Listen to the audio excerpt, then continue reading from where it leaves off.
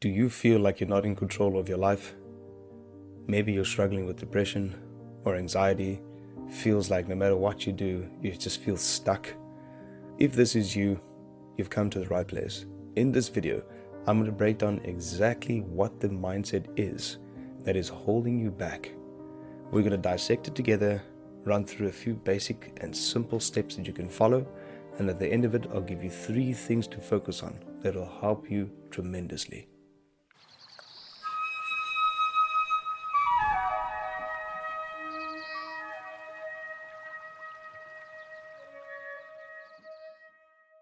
The first thing you need to do is understand your mindset. Everything in life boils down to your mindset. The way you look at life, the way you think about life, the way you move through life is all dictated by the current mindset and the programs you have. Let me explain how this works. Your mind has one job to do. When you give it a belief or a story or a programming, it will then set out into your life to find any and every evidence it can gather to prove it right. The part of your mind that is responsible for this is called the Reticular Activating System. There is tons of research based on this, but I'm going to break it down to keep it relevant for this specific topic. I'm sure it's happened to you before. When you learn a new word, all of a sudden you hear that word all over the show. You hear it on movies, you hear it in conversation. It's like all of a sudden everyone is using that new word. Or you buy a car, or you know someone that buys a car, or you discover a car that you like. All of a sudden, you see that car everywhere. Now, that does not mean that it's a sign for you to go out and buy the car. No. Those cars and those words were always there. Your brain was just not wired to see it. Your reticular activating system places its focus where you consciously place your focus. In other words, it assumes that what you are focusing on is important and will blindly align itself and feed you evidence to prove it right. If you're feeling depressed or feel like you're not in control of your life, your mind will find all the evidence to prove that right. That part of your brain is not biased, does not have an opinion, does not know the difference between right or wrong. So, having that in mind, you now have to learn how to rewire your brain so that it is focused on finding the evidence to support a new belief that you want. The next step is to create the evidence for the belief that you want. If you are struggling with depression, there is definitely evidence or reasons for you to be happy. Your brain is just not wired to see it. Your brain is focused on all the reasons as to why you are depressed. Now, if you have been depressed for a long time, or if you have been struggling with whatever it is you're struggling with for a long time, very good chance there is less reasons of the opposite or less evidence of the opposite belief.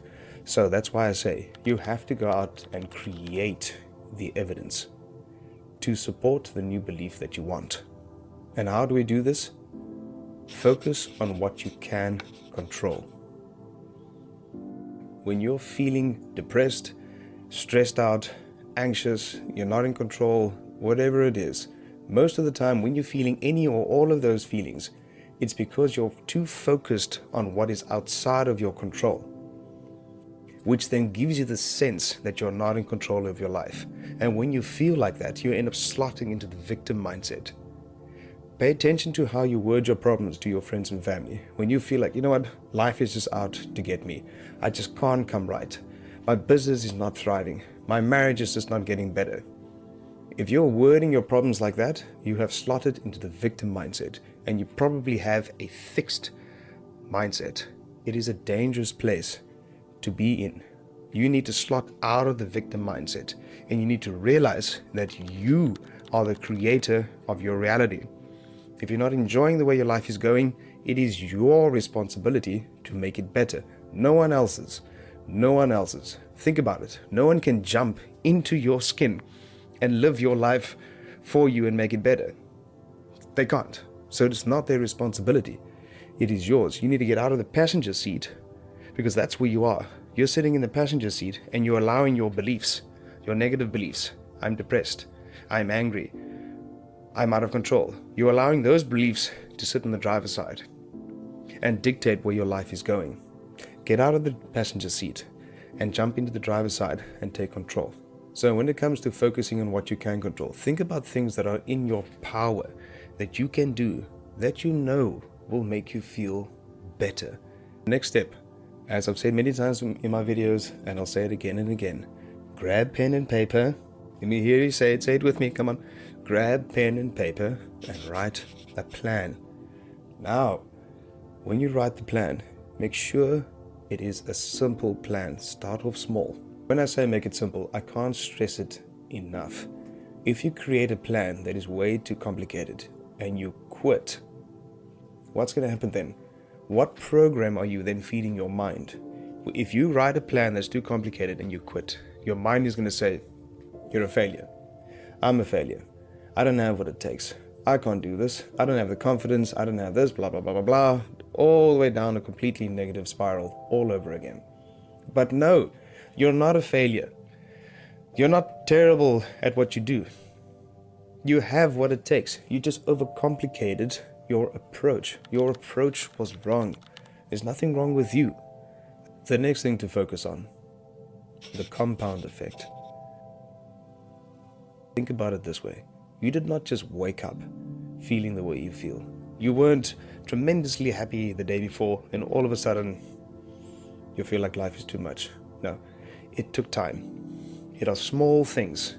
Small things that at the beginning you didn't feel was important enough to pay attention to, but then slowly compounded in the background and grew and grew and grew until it developed into this mindset that you're currently in now. Now that you understand something like that, you have to now ask yourself, how can I use the compound effect to better my life or to get out of this mindset?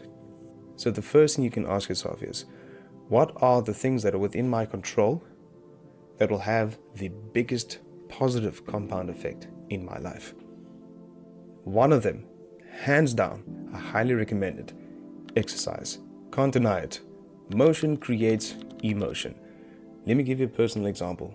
As I've mentioned before in a previous video, for me, when I go to gym consistently, it has the biggest compound effect for me. First of all, my confidence improves. My self-image improves. I feel heavier. I feel strong. I start second guessing what I eat. My mood is better. I'm more stable. I'm not irritable. I feel great. And. Compound. So that's an example of one thing. Write down a few things. Remember to keep it simple. Write down just a few things that you know will have the biggest positive compound effect on your life. There is a brilliant book called The Compound Effect from Darren Hardy. I highly recommend you get your hands on the book or get your hands on the audiobook and give it a listen.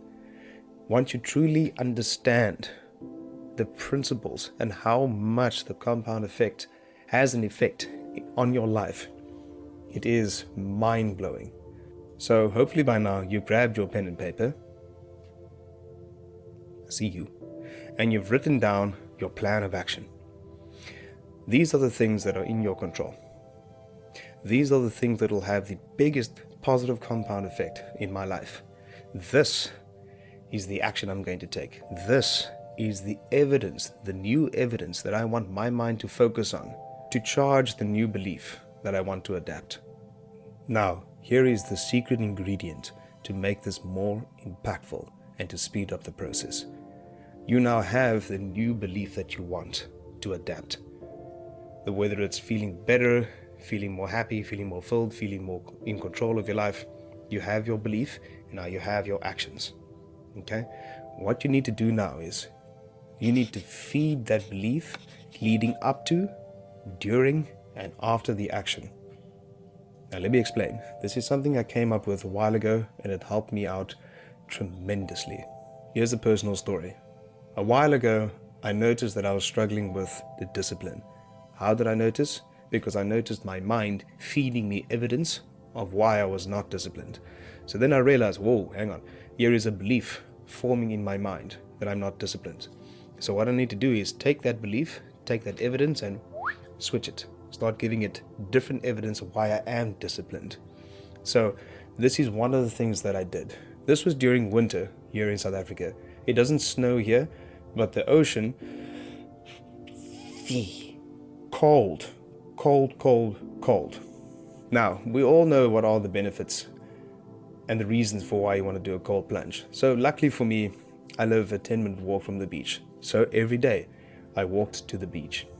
Now, as I mentioned before, you need to feed the program leading up to, during, and after the action. The action for me at the time was swimming in the cold ocean. Now, leading up to it, before I did it, there was so many reasons running through my mind why not to do it.